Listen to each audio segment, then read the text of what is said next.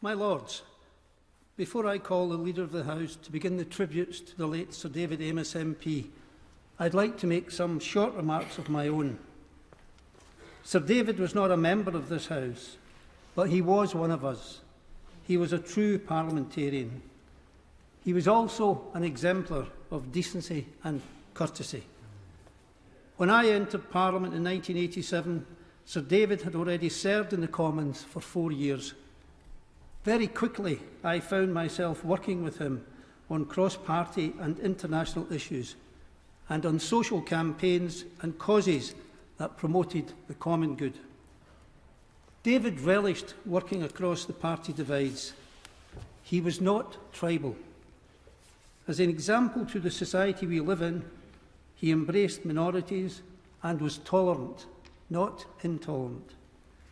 His willingness to reach out and to engage with those he represented went to the heart of what he considered to be his vocation in life.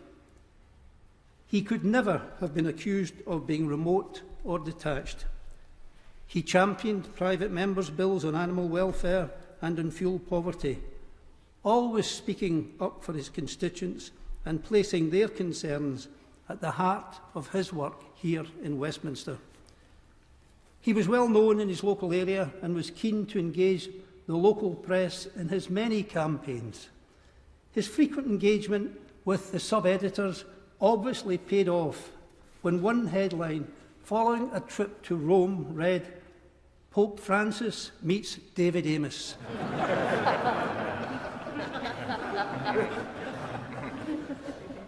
His character was well known. At the weekend, I heard one TV commentator refer to him as a little eccentric. Well, if that was the case, I declare, long live eccentrics.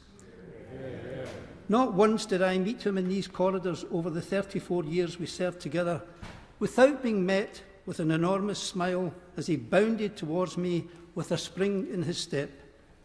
He had an ability to make every encounter bright, something which reminded me time and time again of the inherent goodness of humanity.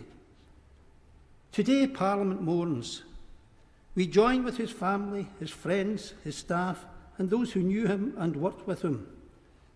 It is right that we conclude our proceedings today by joining together with the House of Commons to pray for him, to remember him, and to celebrate all that he was and all that he gave to this place and to the nation. I now call on the Lord Privy Seal.